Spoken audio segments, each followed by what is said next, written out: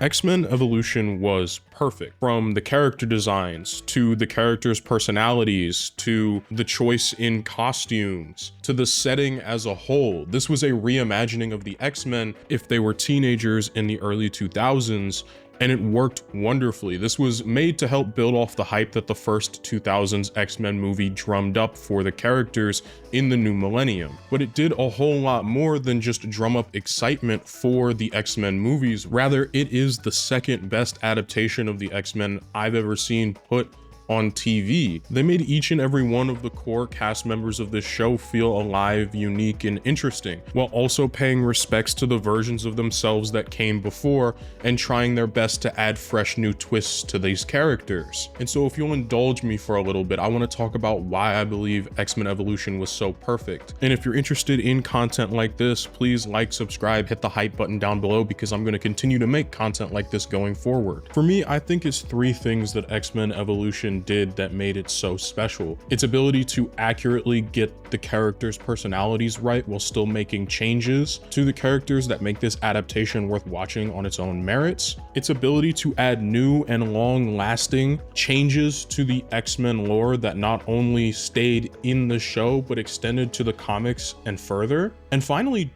just the fact that it is an enjoyable and genuinely fun show to watch, with both long-term and short-term storytelling woven throughout the 5 seasons that it had. When I say that this show understands the characters properly, I truly mean it. I have individual video on each one of the main cast members throughout the first season, because I believe that they got the characters at their core correct. When I look at somebody like Cyclops, in this adaptation, he is positioned as the leader of the X-Men, as the guy you go to strategize with. He is smart, he is often very rigid in the way in which he keeps his rules going and the way he runs the team, but he also learns to loosen up, to have fun, to enjoy not only being a kid and being a high schooler, but also to enjoy being a superhero while understanding the immense responsibility he's under.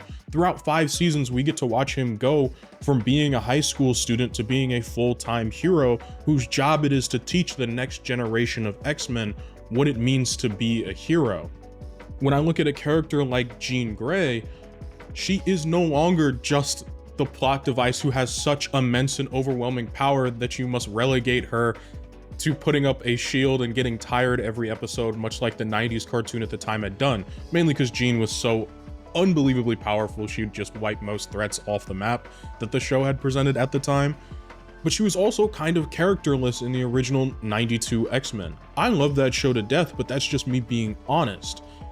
In X-Men Evolution, it felt like she had character motivations outside of just being Cyclops' girlfriend, something that I find the comic books often fall into, which is they make Jean this kind of boring and bland character, and then they also just make her the one-note love interest of either Cyclops or Wolverine, or that whole love triangle.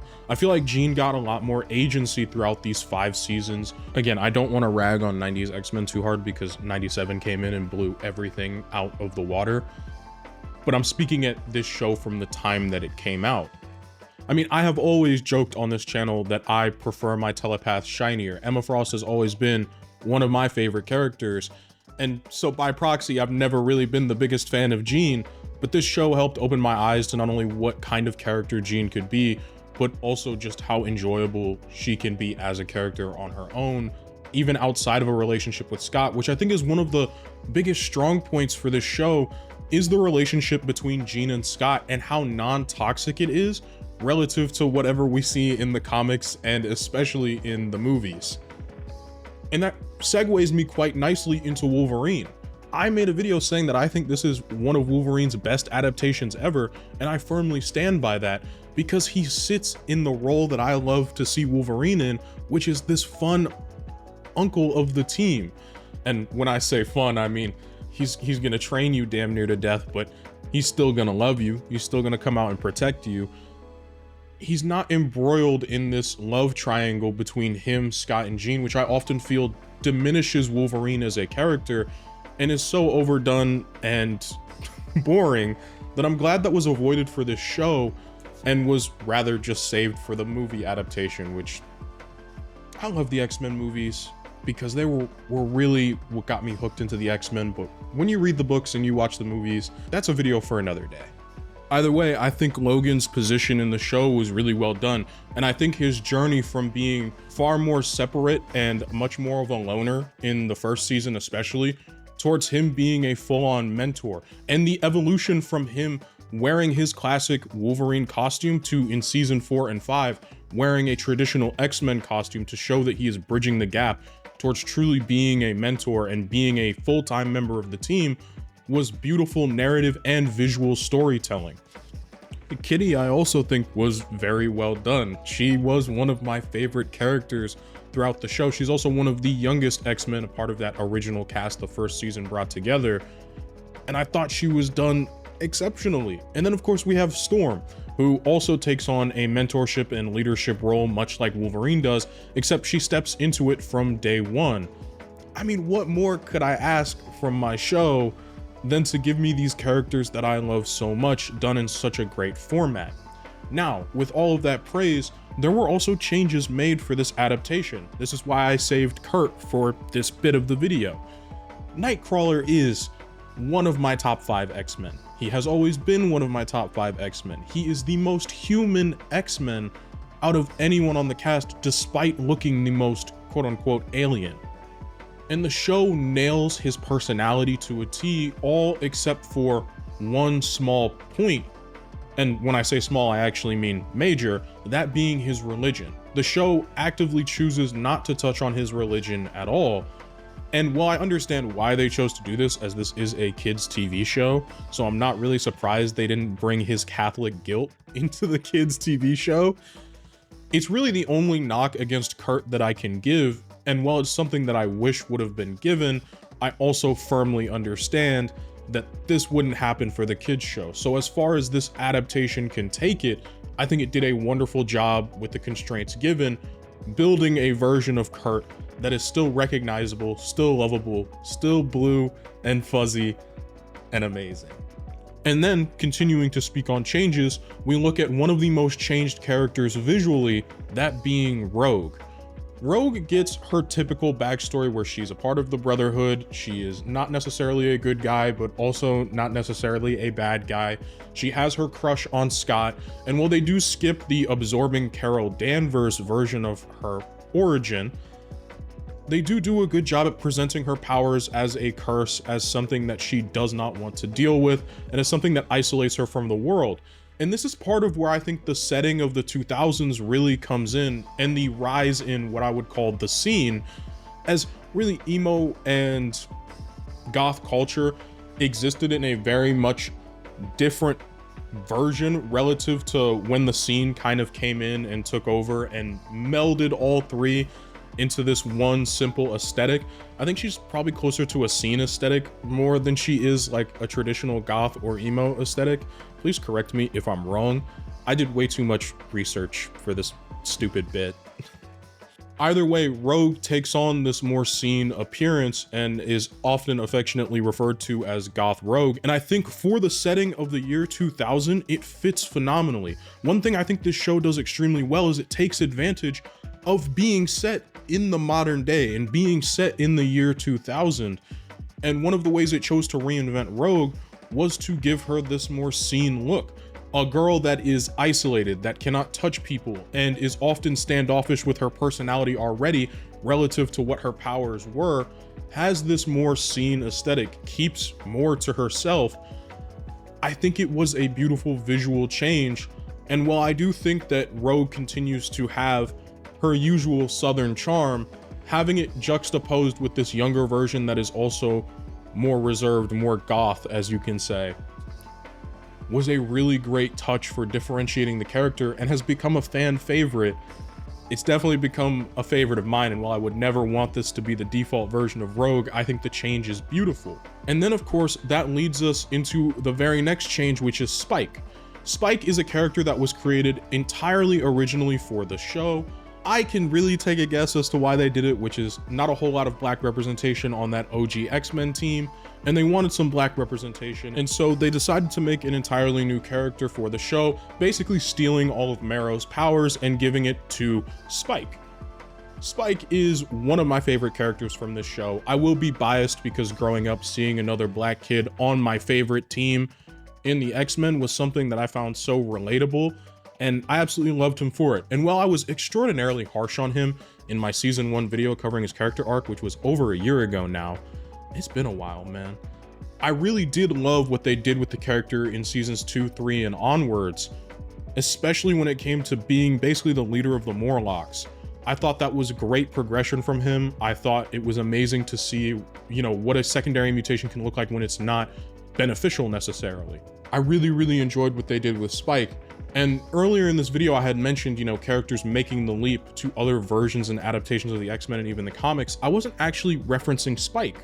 Rather, I was referencing one of my top 3 favorite X-Men and one of the greatest things to have ever come out of X-Men Evolution, which is by far Laura Kinley, aka X-23, aka Wolverine. Oftentimes I talk about a great adaptation of a comic book, whether that's a team, whether it's a character, the adaptation leaving its mark on more than just the adaptation, but the greater mythos of the team, the universe, or the character at large.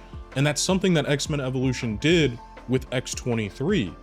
This is a character that we watched become Wolverine in the comic books. This is a character that has become a fan favorite, that is beloved, and that all spawned out of the minds of 2 dudes writing a children's TV show. That to me is partly what denotes being a great adaptation.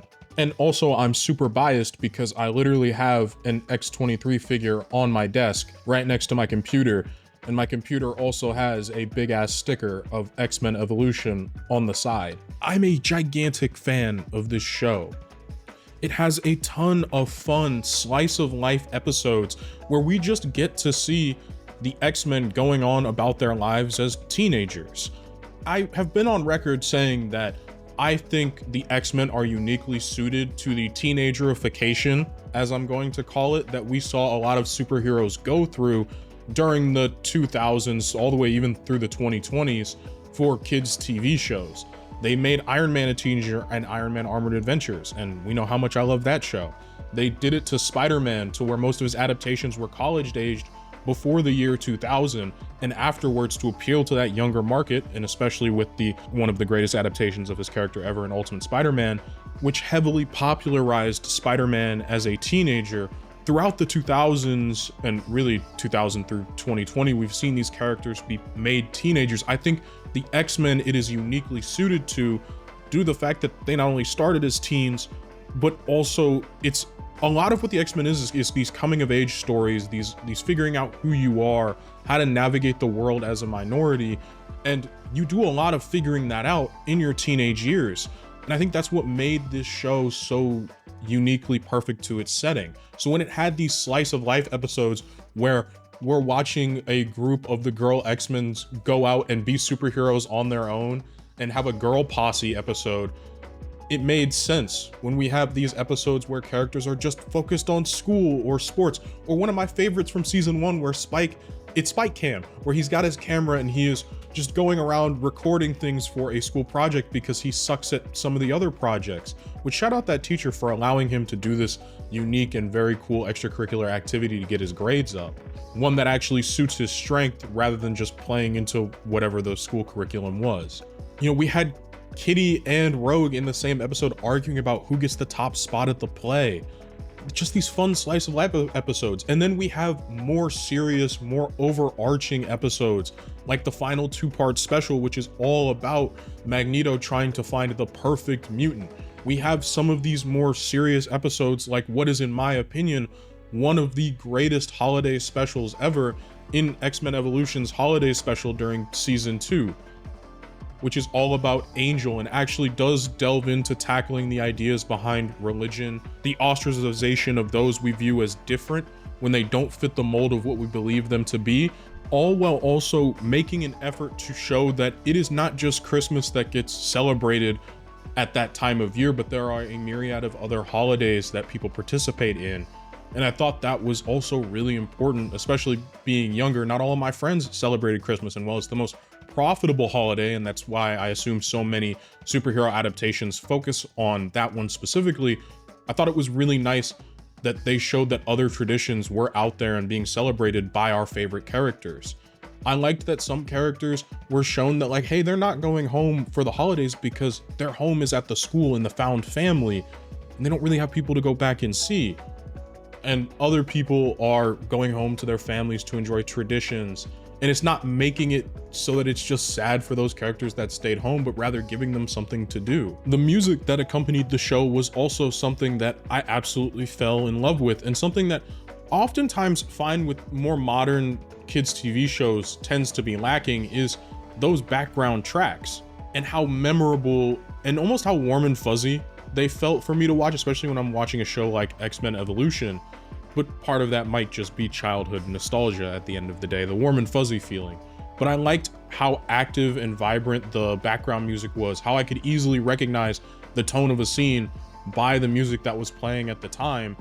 And I could recognize these tracks and point them out and point out what episodes they may come from because I've heard them so often. The show also wasn't afraid to delve into some more deeper and darker topics. For reference, one of the plot lines that I always found so interesting that they adapted was Rogue and Nightcrawler not only being siblings, but the kind of hatred that Rogue had in her heart for Mystique throughout most of the show. I also liked how the show didn't present Mystique as purely just being an evil villain, but also gave her the depth and nuance that I think her character often carries in the comics, even if I think she's a very, very evil and absolutely downright insane woman. She does have nuance to her, and she does have moments of clarity, of regret, of sadness. And I was so happy to see that played out in the show, because they easily could have made her the one-note villain, the sidekick to Magneto, cough, cough, the movies. It was just very interesting. And it got even darker when Mystique ended up being frozen in a statue, and Rogue quite literally pushed her to what could have been her true death. As we saw, the statue would cry when Rogue would talk to it, and there was a happening that especially Kurt believed that his mother was still alive in that statue. So when she pushed it over and effectively killed her own mother, that was pretty dark, but also something that I felt like was totally on brand with this version of Rogue. The show wasn't afraid to adapt dark things, was the point I was trying to get at, and it's part of the reason that I feel it was so great. It took these characters, it scaled them down in age for sure, and while it changed these bits and pieces, it still left intact the core of who these characters were supposed to be. I was especially impressed with how well they did Cyclops, because other adaptations of the characters outside of that 90s show were not doing him justice at the time. The show that came after this, which I love for my own reasons, and while I know it is highly inaccurate, I still have love for it in my heart, is Wolverine and the X-Men. It sidelines Scott and basically makes him play second fiddle to Wolverine, much like the movies did, which is one of my biggest issues with the movies, is the erasure of Cyclops as a character in favor of making Wolverine look better and making him the main guy. Making Wolverine the X-Men, when in reality it should be Scott that is the X-Man. And that's something that I think this show did a wonderful job of, was making Scott the X-Man, the example. Another thing that I haven't really touched on is the show does Professor X the way in which my child mind always loved Professor X as being this soft, guiding vision of the future that is hopeful. And yes, he does have flaws, but he's not the most evil dude to have ever been invented. I'm sorry, how am I supposed to root for a dude that knows the Danger Room is sentient and just basically entraps it so the team can train in there and get freaky in there? Because, I mean, come on guys, it's the X-Men. Either way, I like how this show kept more in line with the movies and their portrayal of Charles Xavier. And on top of all of that, this show got a proper ending. I know it's not where the creators had envisioned the show ending, but they actually did wrap up and give us a proper ending. Unlike a lot of the shows that I grew up watching, Earth's Mightiest Heroes, Spider-Man, Spectacular Spider-Man, I actually got a proper ending to this show. Wolverine and the X-Men never got a proper ending, and that still bugs me because they teased Apocalypse, something this show actually got around to doing. That's another benefit to this show for me, was that it had a legitimate ending that I thought was awesome. I have so much love for this show, and it's ironic. The show came out in 2000. I was born in 05. I'm only 20. The show is about 5 years older than me, but I remember getting it on DVD as a kid and watching so much of it because it was a version of the X-Men that had all of my favorite characters, not only from the movies, but from the comics that I began reading at the time. And it also had Spike, someone that looked like me that was on the team, and he skateboarded, and he was kind of an asshole in the first season, but he was cool. And well, obviously other people don't need to see characters that look like themselves to feel legitimized into enjoying a show, and I say more power to you. For me, it was huge growing up, and it's part of the reason I love this show so much, and it would be a disservice to just ignore that portion of why I liked the show so much. And I find it funny that that's quite literally the only reason the character exists. The show also became extraordinarily important in my journey as a YouTuber, as somebody who makes these videos. I first started talking about superheroes heavily in December of 2023. It was the birth of what my channel is now. And X-Men Evolution was one of those first few shows that I covered, as I decided to cover it for my annual holiday special that I desperately try to keep up with every year. And ever since then, it was fairly instrumental to me helping build an audience, especially throughout 2024 when I was just really getting my feet wet in the game. It helped me not only understand my editing software better, it helped me understand what you all were interested in. This show helped me get better at script writing. I became more concise as time went on, at least I hope I have. And I can't believe that not one time did it really cross my mind to cover this show in 2025, especially because some of you guys would repeatedly ask me to do it, and I'd be like, oh, yeah, I'm gonna do that. And then my mind would just jump to other things. So this is me officially saying, we're gonna be talking about X-Men Evolution again. I love this show. I am just happy to be talking about it again, to feel like I have things to talk about with this show again. As part of the reason I stopped was I felt like I didn't have a whole lot to say that wouldn't just be saying the same thing over again. But with a whole new year of life experience under my belt and, you know, a lot of changes that have happened in my life, I feel like I'm ready to talk about this show again. To me, X-Men Evolution was perfect. Thank you all so much for watching. I truly appreciate it. You know, like, sub, comment, all of that stuff helps me out. Even a dislike and some constructive criticism would also help me out immensely, so I know what you guys are interested in and what you're not interested in. I have a Patreon, and for $1 a month, you can support me to help be a better creator for all of you and to continue to pay my bills. Shout out being a college student. You'll also get to see these videos early if you're a part of the Patreon membership. So yeah, link in the description. Take care, guys.